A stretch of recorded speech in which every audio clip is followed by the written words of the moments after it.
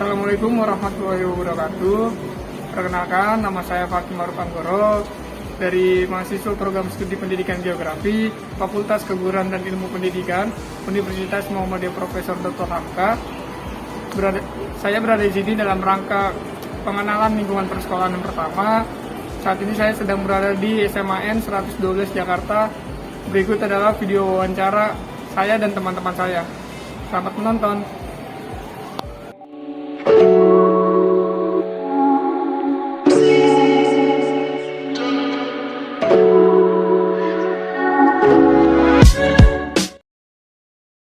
Assalamualaikum warahmatullahi wabarakatuh.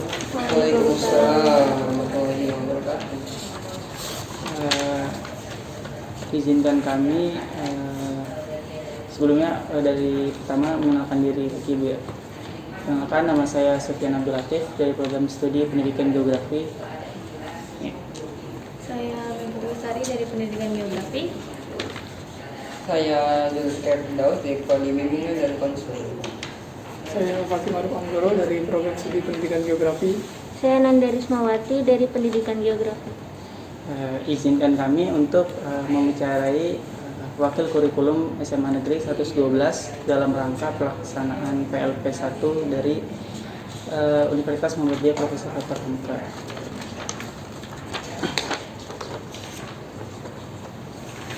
Mungkin yang pertama, instrumen pertanyaan yang terkait dengan wakil kurikulum. Karakteristik umum peserta didik yang ada di SMA Negeri 112 Jakarta itu seperti apa, Bu? Karakteristik umum yang gimana nih maksudnya? Kalau karakteristik umum ya yang diterima yang sudah memenuhi syarat, karena memang ada syarat-syaratnya kan. Nah, syarat-syaratnya itu kan pastinya lewat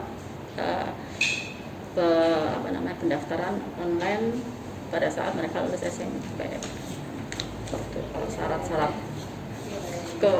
tertentu nggak ada, mereka hanya mendaftar di jalur PPDB-nya pada saat pendaftaran awal. Kalau sistem zonasi gitu, Bu? Ya, ada, masih berlaku sistem zonasi, sistem yang afirmasi, ya. Kemudian kalau nilai mungkin tidak ya, karena memang ada syarat-syarat khusus. Terus jumlah siswa di SMA Negeri 112 itu ada berapa, Bu? Jumlah seluruhnya Iya, jumlah seluruhnya dari kelas 818 orang. 818. Kelas 10-nya kira-kira berapa orang? Kelas 10-nya itu ada 349 orang. Kelas 11-nya terbagi dari berapa kelas? Kalau kelas 10-nya itu Kelas 10 ada 7 kelas. 7 kelas. Kelas 11 itu ada 8 kelas. Kelas 12-nya ada 7 kelas. 7 kelas. Kelas 10 itu 249 ya. 249. Kalau kurang lebih segitu. Kalau kelas 11-nya 320-an, kalau kelas 12-nya sekitar berapa ya?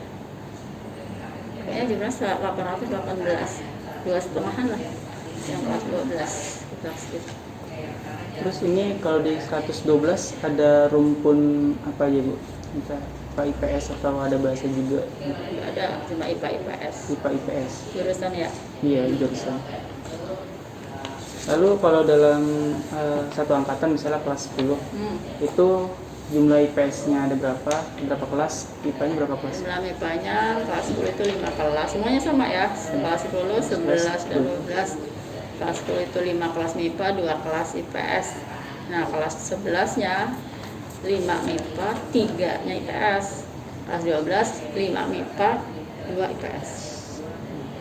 Mungkin kalau biasanya, Bu, untuk struktur organisasi dan tata kerja sekolah itu bagaimana, Bu? Tata kerja sekolahnya? Ya, kalau struktur organisasi ya dari kepala sekolah, ada di sini ada wakil kepala sekolah, ada 3 wakil ya, ada wakil kurikulum saya, ada wakil kesiswaan, ada wakil sarpras, ada wali kelas, ada IT, ada guru BK, itu strukturnya. Ya pembina OSIS struktur. Nah kalau sistem kerjanya ya sesuai dengan tupoksi masing-masing. Nah, gitu. Terus untuk di sekolah ini Bu, apakah ketika sedang kegiatan belajar dan mengajar berlangsung, apakah ada sering melakukan rapat Bu? Kalau lagi belajar, Iya. ya kalau lagi belajar enggak lah. Kalau rapat itu setelah selesai mengajar, ya selesai. Tapi kalau ini kan daring. Nah, kalau daring kita rapatnya itu virtual dan setelah selesai kegiatan PJJ-nya. Itu biasanya seminggu berapa kali? Kita sebulan sekali. Sebulan sekali. Terus Bu, untuk tata tertib sekolah, bagaimana cara sekolah untuk menerapkan tata tertib sekolah yang ada Bu? Adalah tata tertib itu bagian siswaan nantinya tuh ya. Nanti itu ada bagiannya siswaan yang mengatur tata tertib siswa, mulai dari masuk, pakaian dan lain sebagainya sudah ada. Nah, aturannya disosialisasikan pada saat PPDB, pada saat siswa masuk di awal pembelajaran. Sudah disosialisasikan di orang tua, di siswa. Tapi mengingat ini secara daring ya sekarang Bu, itu apa ada peraturan khusus atau enggak secara tata tertib? Ada, kalau tata tertib umum ya nggak ada, tapi tata tertib khusus pasti ada karena kan pembelajarannya juga daring, pasti ada. Dan itu disosialisasikan juga pada saat rapat dengan orang tua. Jadi untuk sosialisasi tata tertib ini diinformasikan ke orang tua. Selanjutnya akan dilanjutkan sama saya Bu untuk kegiatan formal di sekolah ya Bu ya. Contoh-contoh kegiatan formal di sekolah itu kayak apa sih Bu? Misalnya apakah pengambilan raport, PTM atau gimana? TTS itu ada penilaian tengah semester, itu yang formal. Ada PAS, penilaian akhir semester. Ada PAT, penilaian akhir tahun. Ada ujian sekolah. Untuk formalnya itu ya Bu ya. Terus selanjutnya kalau jadwal kegiatan-kegiatan formal itu tentatif atau memang sudah dijadwalkan dari awal? Ya, tentatif. Jadwal memang sudah dijadwalkan, tapi sih tidak tentatif. Artinya kalau misalkan ada kegiatan yang diinstruksikan dari Sudin atau apa ini harus diundur ya diundur. Tergantung Sudah kondisi. dijadwalkan tapi tentatif. Baik. Selanjutnya untuk kegiatan ekstrakurikuler dan intrakurikuler itu apa saja ya? Ada Apa saja? banyak, ada 25 kegiatan ekskur di satu. Banyak ya Bu ya. Kalau online gini gimana tuh Bu? Ya online, ekskurnya online. Berupa materi aja gitu Bu. Kenapa? Kalau ekskulnya kayak sepak bola gitu hanya berupa Ya materi. kalau sepak bola kan online-nya, dalam arti online mungkin untuk gerak-gerak di lapangan enggak lah. Nah, nanti itu gurunya, pelatihnya yang akan mendistribusikan harus apa, pertemuannya seperti apa. Biasanya virtual, maksudnya online itu virtual. Tapi tidak semua bisa dilakukan ya kalau pada saat seperti ini. Ekskur itu hanya beberapa yang bisa dilakukan pada saat. Jadi ini ya Bu ya, kayak yang di daring itu ekstrakurikulernya teori-teori gitu doang Bu ya. Jadwal ekstrakurikuler dan intrakurikuler. Jadwalnya itu adanya di bagian kesiswaan ya. Jadi kalau untuk hari memang ada jadwal. Kalau nggak ada jadwal nanti mereka gimana Iya, bentuk. bentuknya? Ya, iya ada. Misalkan kalau hari Rabu itu ada basket, atau kalau hari Senin ada kegiatan gambang kromong, ya pokoknya ada jadwalnya. Memang sudah dijadwal. Kalau kegiatan yang kebiasaan yang ada di sekolah ini apa ya Bu ya? Kebiasaan pagi ada kegiatan sapa pagi di kita. Ada kegiatan sapa pagi, ada kegiatan bakti sosial, ada kegiatan perayaan hari-hari besar nasional gitu ya. Itu kegiatan Maksudnya kegiatannya itu berupa apa, Bu? tergantung. Kalau sapa pagi ya kita di kelas, berupanya ya berupa kita memberi informasi kepada siswa ya untuk kegiatan sapa pagi. Nah kalau yang perayaan hari besar ya, itu ada kegiatannya yang dilaksanakan tapi masih virtual. Betul. Biasanya kalau kayak gitu ini ya Bu ya, kalau setiap pagi itu kayak nasihat-nasihat dari wali kelas gitu ya Bu ya. Iya, dari wali kelas, dari guru BK-nya, itu di kelas masing-masing.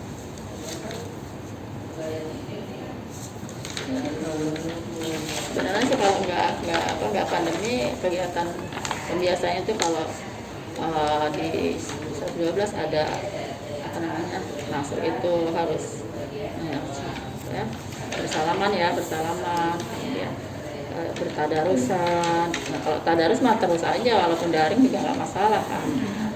Cuman yang tidak dilakukan kan karena mereka PJJ jadi tidak bisa bertatap muka, nggak bisa salaman dan Biasanya kalau ini Bu ya, jadwal kayak kegiatan itu biasanya ada estimasinya nggak Bu, dari jam 7 sampai jam berapa gitu?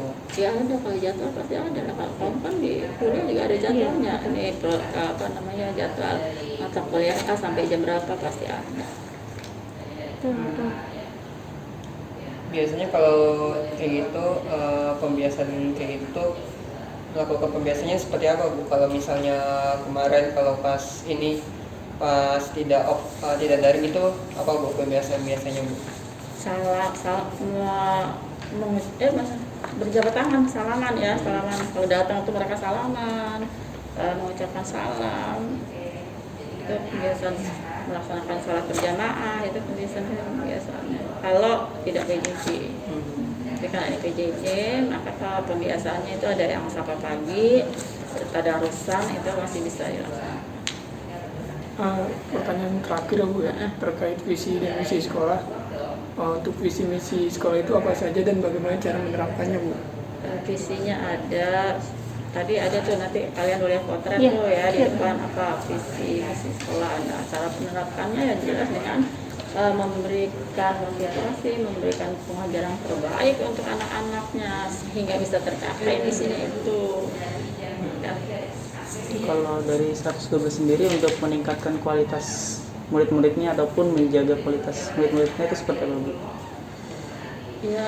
Ya pastinya untuk meningkatkan kualitas siswa ya kita selalu meningkatkan profesionalisme mengajarnya, mengikuti pelatihan ya. Nah kalau guru itu untuk supaya murid-muridnya lebih baik, supaya lebih berkualitas, pasti kitanya juga harus berubah. Tidak seperti ini saja, karena kan dunia zamannya juga berubah. Sekarang itu zamannya sudah zaman global IT ya. Kita juga harus mengikuti itu, mengikuti pelatihan, iya. Sehingga nggak ketinggalan dengan anak-anak ya. Anak-anak sudah melek IT, gurunya pun sedikit banyak juga harus bisa lah.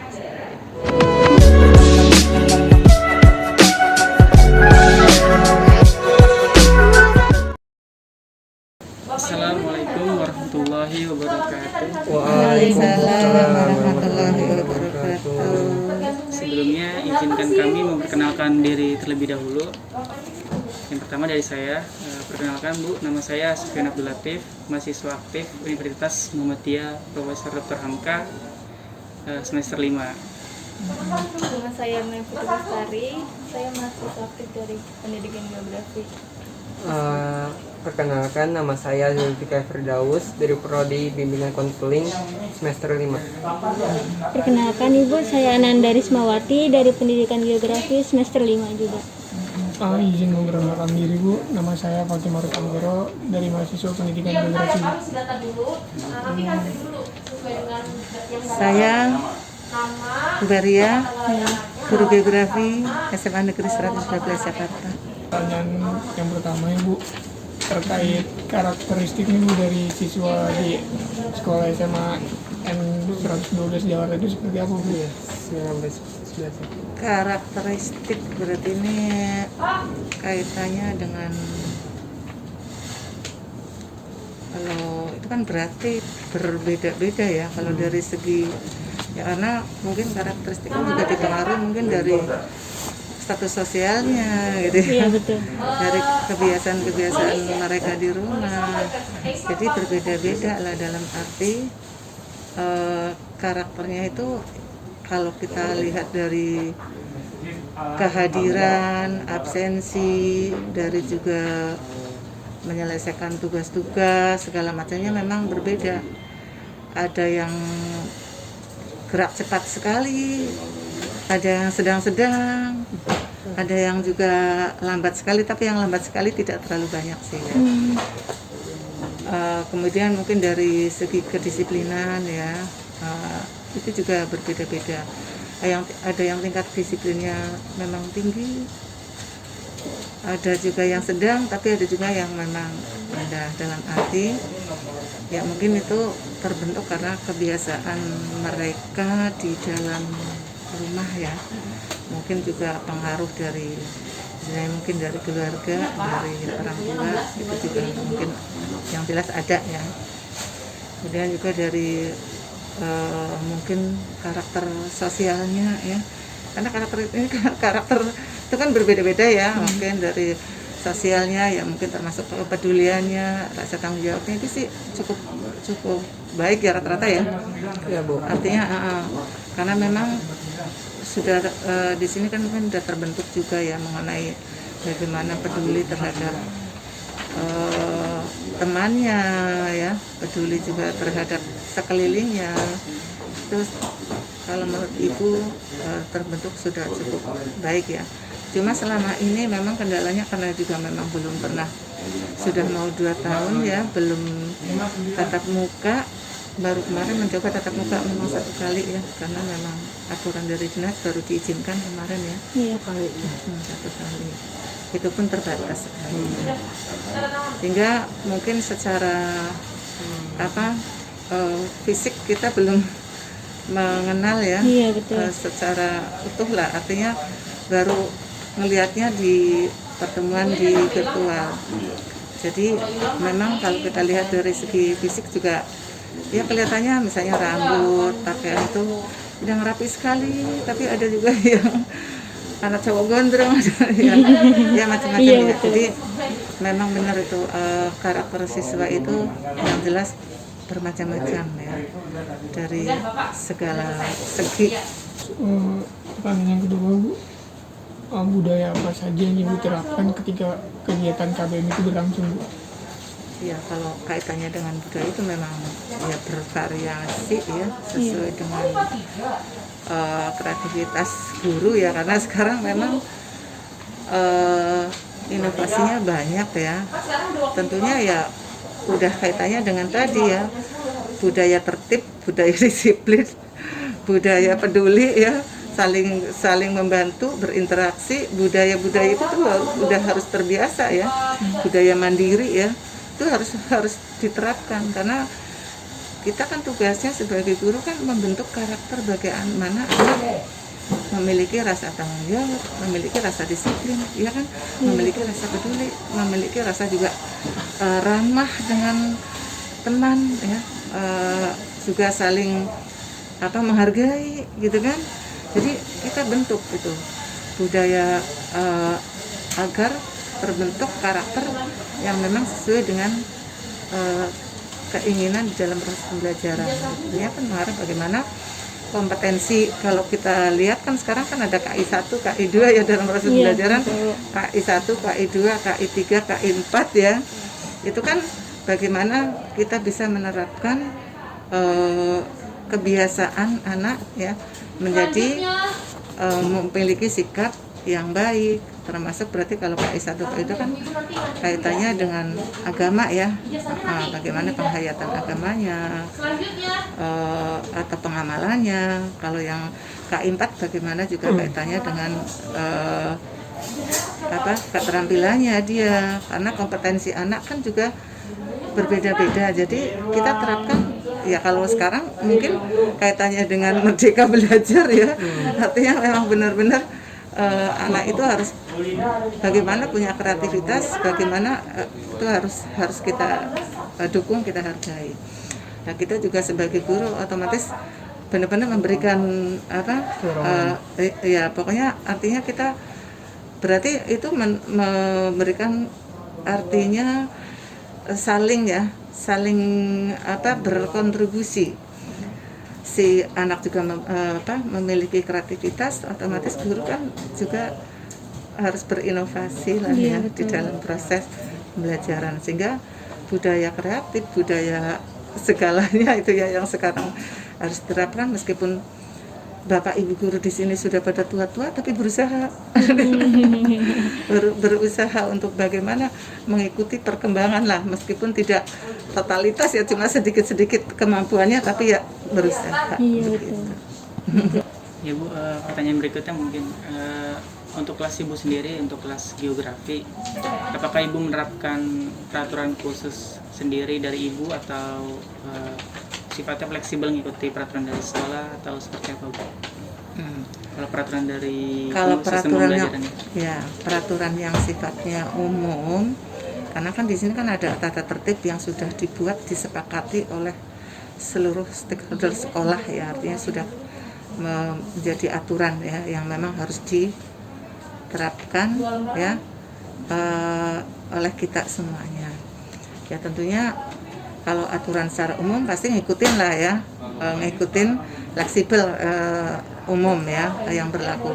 Tapi kalau untuk mapel tertentu seperti misalnya geografi kaitannya dengan masalah mungkin tugas atau mungkin juga ya proses pembelajaran, itu mungkin ya ada perbedaan dengan mapel yang lain, bisa jadi ya, karena memang intinya kalau geografi kan mencakup ada fisik, ada sosial ya. Iya betul. Jadi membaur kan, jadi ada pembauran gitu. Jadi mungkin tidak ya kita berupaya bagaimana jangan sampai justru proses pembelajaran geografi itu untuk menuju kompetensi malah jadi menyebalkan atau membosankan anak, tapi bagaimana kita mendukung agar anak itu juga mempunyai ketertarikan, sehingga kita terapkan ya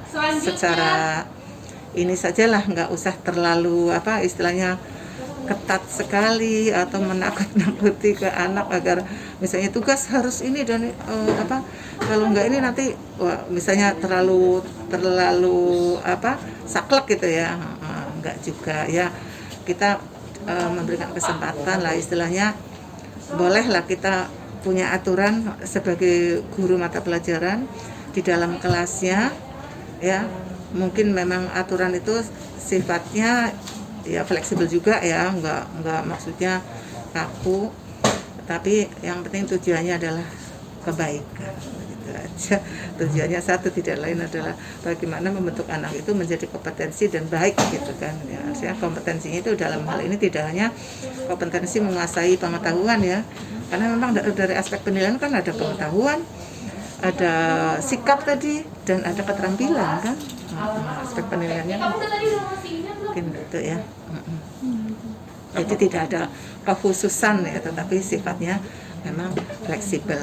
Tapi kalau tugas-tugas yang biasa Bapak Ibu berikan, termasuk saya sebagai guru geografi, saya rasa itu ya sudah hal yang biasa saja, sehingga bukan masalah. Artinya aturan khusus diberlakukan untuk mapel geografi misalkan, atau di kelas saya misalnya.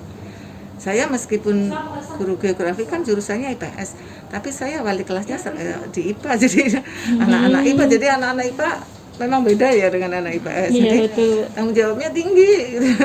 Meskipun saya kasih pelajaran geografi, meskipun dia hanya lintas minat, tapi luar biasa juga ya. Wajar lah 1-2 orang dalam satu kelas pasti ada lah yang tidak terlalu peduli ya. Tapi dari sekian 35 siswa kelas saya, ya katakanlah 90% lah ya, yang maksudnya tetap luar biasa lah gitu ya, semangatnya, ketepatan waktunya dan lain sebagainya. Pertanyaan berikutnya, apakah dari Ibu ada pemberian sanksi ketika entah itu muridnya telat saat PJJ ataupun saat pengumpulan tugas nggak tepat pada waktunya, ataupun dia tidak mengerjakan tugas, apakah dari Ibu itu ada sanksi atau seperti apa Ibu menghadapi siswa-siswi seperti itu, Bu? Kita kan mengingat di PJJ ini mungkin entah dia kesiangan ataupun dia ada kendala jaringan ataupun sebagainya. Iya. Kalau sanksi diterapkan itu juga sudah biasa sih ya. Hanya dilihat tingkat, yaitu tadi, karena PJJ itu kendalanya banyak, otomatis kita harus jeli juga melihat anak itu apakah memang itu, misalnya tadi kita kasih sanksi, anak itu terlambat atau mungkin tidak menyerahkan 1 kali tugas, dari sekian kali tugas kok hanya 1 kali. Nah, kan perlu dikaji kan, oh ini anak, ini benar mungkin masalahnya memang jaringan. Tapi kalau kita melihat anaknya ini saja, itu saja, sampai 5 kali tugas tidak mengumpulkan sama sekali. Nah, ini baru nih. Ya pasti dikasih peringatan lah. Nah, kalau dari sekian kali tugas, sekian kali ulangan tidak mengikuti, tidak menyerahkan tugas, otomatis tidak ada nilai. Dan proses belajar ini kan memang tidak semata hanya nilai yang dicari ya, kan prosesnya kita juga bagaimana membentuk anak tadi itu menjadi punya rasa tanggung jawab kan, mandiri. Nah, kalau begitu artinya berarti kan mereka itu tidak mengikuti proses yang benar ya. Otomatis pasti diingatkan. Kalau tidak mengerjakan, bagaimana nanti akan mendapat nilai. Ibu mau ngasih nilai dari mana kalau tidak mengerjakan? Nah, sanksinya kan otomatis kosong ya, nilai nggak ada. Nah, kalau terlambat, biasanya kalau saya terapkan, ulangan misalnya pakai Google Form, batas waktunya sekian, tenggat waktunya dari jam sekian sampai sekian, pukul sekian sampai sekian. Kok terlambatnya lama sekali, kalau terlambat cuma 2 menit, 5 menit mungkin ya kita bijak lah ya, nggak usah dipermasalahkan. Kalau terlambatnya kok ternyata, nah itu kan sampai 1 jam, bahkan hari ini ulangan baru besoknya, itu otomatis saya kasih sanksi. Enggak, kalaupun nilai kamu tinggi karena tidak tepat waktu, tidak konsekuen, nilai tetap dikurangi. Dikurangi, paling tidak meskipun nilai 100 tetap aja saya paskan ke KKM. Karena tidak, kasihan dong yang tepat waktu nilainya tinggi. Nah, artinya kita harus adil gitu kan. Kita harus adil, nggak bisa memberikan nilai gitu. Jadi kita juga harus hargai ke anak yang rajin, pintar, masih tepat waktu, konsekuensinya luar biasa. Nah, jangan kita samakan dengan yang nilainya dari segi nilai sama, tapi proses dia rasa tanggung jawabnya nggak ada. Nah, otomatis itulah pasti harus ada sanksi lah ya, nggak mungkin enggak. Nah, itu contoh konkret ya, contoh nyata. Itu berkaitan dengan tugas juga sama. Kalau tugasnya terlambat harusnya saya kerjakan ya, otomatis kalau tugas dikerjakan tetapi terlambat sekali ya pas KKM saja. Tapi kalau yang bagus, rapi, bahkan lengkap, bagus, rapi, otomatis nilainya maksimal. Ya, adil ya Bu? Ya adil lah. Nggak apa-apa tugas 100 kan nggak masalah gitu, atau ya pokoknya di atas 90 ya, 95 ke atas lah gitu. Kalau memang rapi, bagus, lengkap gitu kan, ada juga yang begitu ya, tapi ada juga yang asal-asalan gitu. Jadi intinya karena di sini tujuannya kan memberikan sanksi, bukan berarti memutuskan maksudnya mematahkan semangat anak ya, bukan. tujuannya justru kebalikannya, bagaimana anak itu Termotivasi. bisa introspeksi diri gitu kan, bisa introspeksi diri, dia berpikir oh iya kenapa ya saya ini, nah kan tujuannya ke sana gitu. Jadi yang istilahnya yang bagus ya tentunya kita harus kasih penghargaan ya, yang jelek ya kita juga harus kasih ya bagaimana sanksi yang diterima kan gitu. Iya, betul. Kalau model pembelajaran yang Ibu pakai sendiri ketika KBM itu seperti apa, Bu? Yang PJJ Iya, karena sekarang PJJ ya. iya betul. Ya kalau ibu kan memang di sini secara umum menggunakannya kan Google Classroom ya. Iya. Google Classroom. Jadi di sini medianya pun banyak ya. Bisa video, bisa PowerPoint, bisa modul, bisa juga Google Meet ya.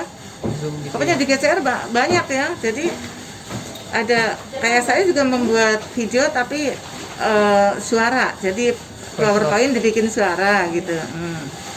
Jadi divideokan tapi biar untuk kelas nanti berikutnya paralel ya udah tadi tinggal dikasih link gitu kan. Iya, Jadi betul. bermacam-macam gitulah ya. Jadi kalau ini kadang-kadang juga presentasi, misalnya menjelaskan soal ya presentasi gitu kan. Kalau presentasi kan juga anak bisa melihat di rumah kan, misalnya ada pada saat Google Meet ada tanya jawab kan, terjadi proses interaksi. Nah apa kesulitannya apa mas, pasti disitulah kesempatan untuk saling berinteraksi. Jadi seolah-olah kita sedang tatap muka meskipun virtual gitu kan.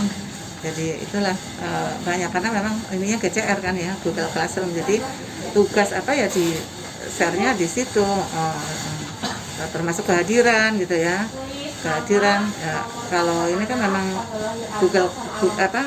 Google Meet ya. Kalau Zoom kan terlalu itu, Boros kalau Zoom kuota. itu terlalu boros kuota. Di samping itu juga kasihan kuota anak-anak. Iya, Karena betul. tadi kan jaringan kendalanya itu banyak, pakai wifi aja kendalanya kalau lagi ulangan itu nggak lancar, Iya, betul. harus pakai paket sendiri gitu. Itulah jadi bermacam-macam ya. Kalau ya metodenya ya kita kadang-kadang presentasi ya, sedikit ya penjelasan itu pada saat Google Meet. Berarti kalau misalnya tidak Google Meet kan nggak selalu Google Meet karena waktunya kan juga terbatas. Jadi pada saat itu ya kesempatan tanya jawab, pada saat nggak Google Meet ya anak-anak suruh mendengarkan video, suruh mempelajari PowerPoint itu, dan juga modul gitu. Ya modul pun dari mana aja kan sekarang istilahnya download banyak banget ya. Iya, Jadi betul. ibu nggak mampu juga kalau harus bikin apalagi udah tua ya lambat gitu ya. Iya, bikin itu lambat ya. Kalau paling tidak ya mencari-cari juga, ada juga yang mencari, ada yang saya bikin sendiri misalnya video gitu. Tiap topik pembelajaran kan pasti berbeda-beda ya Bu ya, maksudnya pembelajarannya gitu. Ibu juga selalu menggunakan metode pembelajaran yang sama ya Bu, lewat classroom. Iya, pokoknya semuanya lewat Classroom Google kan, karena memang sekarang udah zamannya seperti itu. Iya. Jadi kecuali kalau ada tugas yang belum selesai nah di screenshot kan, oh ini anak-anak baru kirim komunikasi dengan orang tua, komunikasi dengan wali kelas, komunikasi dengan ketua kelas. Nih anak-anak yang tugas ini, nah itu berarti dengan WA. Kalau untuk praktikum gimana Bu? Kalau untuk praktikum itu berarti yang IPA ya. Iya. Kalau anak IPA itu berarti biologi, fisika, kimia itu praktikum juga. Kalau geografi kan nggak ada. Kalau geografi kan paling kalau membuat peta ya udah siapkan terus kertas, foto gitu ya? Siapkan. Memang kemarin kebetulan materinya kan ada membuat peta. Iya. Yang KD 3.2 itu pemetaan, dasar-dasar pemetaan. Ya udah sebelumnya berarti siapkan kertas gambar ya itu ya seadanya lah, sepunyanya dia A3 lah, apa kertas HVS pensil warna, pensil penggaris, pokoknya yang penting lengkap. Kalau pensil warna kan untuk mewarnai. Nanti udah selesai kirim upload ke kirim ke GCR, udah tinggal upload ngoreksi. Oh iya dia bagus banget ada gitu. Lebih simpel ya Bu Memang ya. repotnya kita itu harus selalu ngupload gitu. Iya, Tugas itu foto repotnya upload satu gitu per ya. satu kita lihat mana yang bagus mana itu repotnya di situ. Kalau PJJ, kalau nggak PJJ kan langsung kertas kita lihat enak. Nah, udah sepintas sudah. Langsung dipotong. Itu mah kadang-kadang internet itu upload ya Allah nggak muncul lagi. Itu kendalanya di situ. Jadi tetap memang karena memang sudah zamannya GCR ya. Meskipun itu ya udah lengkap. Jadi di situ tugas-tugas apa? Tugas materi, tugas absensi, Google Meet itu udah tersusun dalam satu kali pertemuan itu apa yang udah terancang gitu loh. Bagaimana nilai-nilai siswa-siswi di SMA 112 ketika ini mengajar pelajaran geografi, Bu? Nilai selama PJJ ini ya sebenarnya nggak jauh-jauh juga dengan yang tatap muka ya, yang dulu pengalaman yang selama ini saya dapatkan. Ya pada umumnya sih kalau dalam proses penilaian itu kan ada penilaian yang sifatnya istilahnya ulangan harian atau penilaian harian yang setiap KD pasti harus ditagih satu kali ulangan. Ada penilaian keterampilan, ada penilaian sikap. Nah, terutama kalau nilai yang pengetahuan kognitifnya itu kan saya lihat dari tugas dan juga dari ulangan melalui kuisis, kadang-kadang melalui kuisis kan, kadang-kadang melalui Google Form ya. Kalau Google Form kan kadang-kadang itu sebelnya anak-anak tuh suka lambat mengirimkan, tahu-tahu ditinggal tidur kalau selama di ini. Jadi ada yang begitu gitu ya. Tapi enggak banyak, 1-2 orang sih yang begitu. Tapi kalau kuisis itu kan langsung ditungguin, cuma waktunya udah selesai nih, waktunya habis, nah udah kelihatan. Tapi ya itu kalau kuisis suka, kalau yang orangnya cepat itu memang ada pinter banget karena ada kuncinya kan. Nah, tapi kalau yang ini kalau kita waktunya di itu sih enggak terlalu. Nilainya bagus-bagus. Paling tidak kalau kuisis itu pokoknya 70% itu nilai itu bagus-bagus deh ya. Nah, apalagi kalau IPA hampir 85%, 90% itu nilainya di atas 80 dah pokoknya. Kalau anak IPA belajar geografi tapi luar biasa gitu ya. Kalau kuisis. Tapi kalau Google Form sih nggak terlalu ini tinggi ya. Maksudnya jarang yang 100 karena kuncinya kan nggak terlihat. Kuncinya kan dia yang tahu hanya guru gitu ya. Maksudnya ditaruh tapi nggak bisa di itu kan. Ya bagus juga mengenai nilai. Ya paling tidak itu 60% tuh nilainya 60-70% sih udah bisa di atas KKM lah, udah tinggi itu. Bahkan juga kuisis tuh nilai 100 itu banyak. Kalau Google Form ya nilainya ya 80 ke atas ya.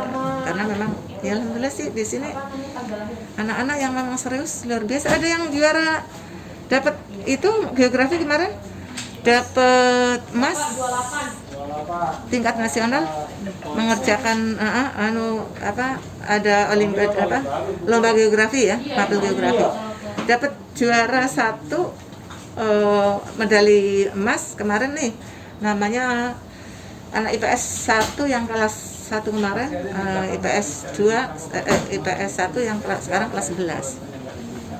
Devira namanya, Devira. Itu olimpiadanya di mana, Bu ya? Kan melalui itu juga. Dia nyari-nyari, memang anaknya rajin. Jadi nyari-nyari, ada kesempatan, ada peluang, dia manfaatin. Alhamdulillah kemarin dapat. Sedangkan KSN malah kemarin enggak ini, yang kebumian itu, yang kebumian tahu udah sampai ke tingkat provinsi proses lagi tapi belum tahu kabarnya ini.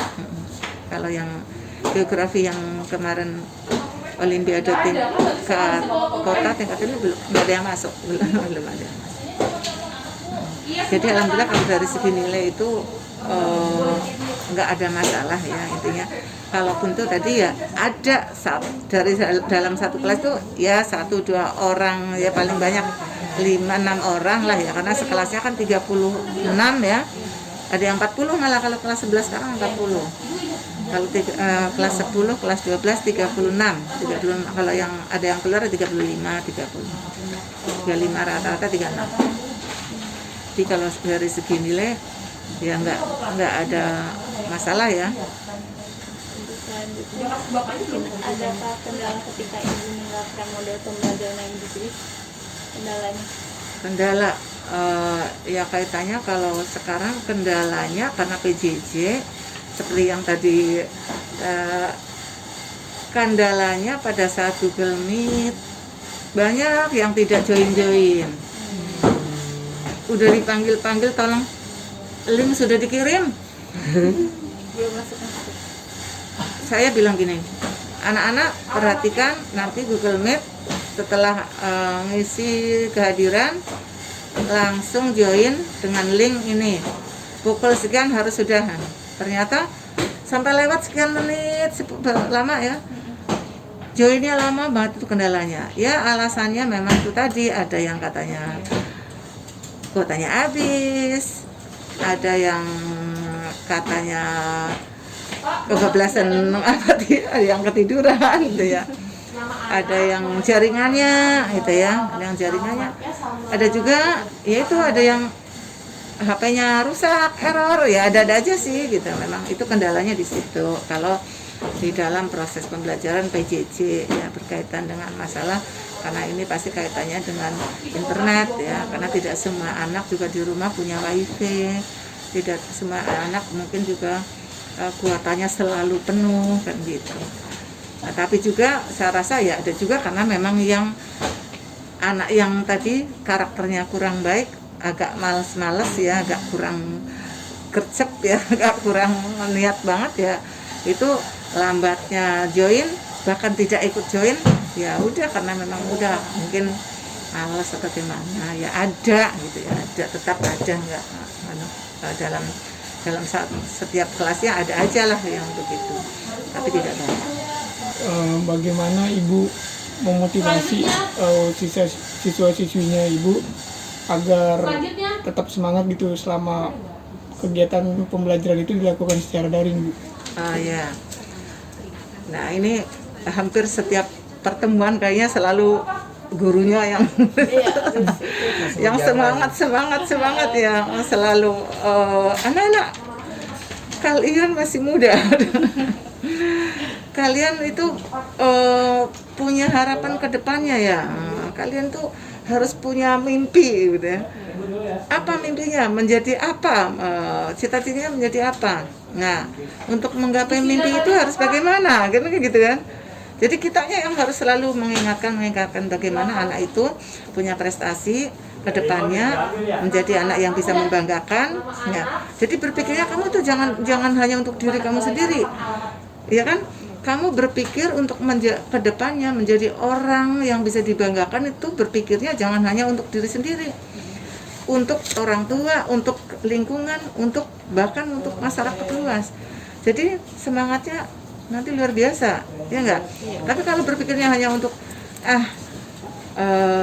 santai aja gitu. Jadi memang kita harus selalu memberikan mengingatkan dan mengingatkan selalu akan apa yang anak pikirkan untuk kedepannya. Selalu mengingatkan agar anak itu selalu punya mimpi, dan mimpi itu bagaimana digapainya ya. Jadi motivasi itu pasti harus yang jelas, jangan hanya sekali diingatkan udah gitu ya, harus tidak bosan-bosannya kita selalu setiap ketemu, setiap ini ayo semangat ibu aja yang udah tua semangat, masa iya kalian. Jadi nggak boleh loyo, nggak boleh malas ya, karena yang jelas kalian harus punya masa depan yang bagus gitu kan, itu harus menjadi target kan. Target kalian kan bagaimana masa depan kalian, pikirkan masa depan kalian tuh. Jadi jangan hanya saat sekarang saja ya, pikirkan. Jadi itulah, kalau harus berpikir, kalian tuh manusia modern loh yang harus berpikir masa ke depan, yang harus tidak boleh membuang-buang waktu, gunakan waktunya dengan baik ya kan. Kalkulasi masa depan harus lebih jeli gitu ya. harus menjadi orang yang bermanfaat gitu kan, menjadi orang yang berguna. Apalagi kalau kalian berhasil sukses, kebanggaan bagi orang tua dan bagi sekolah. Tahu-tahu dapat kabar, wah si A sekarang, si B sekarang ini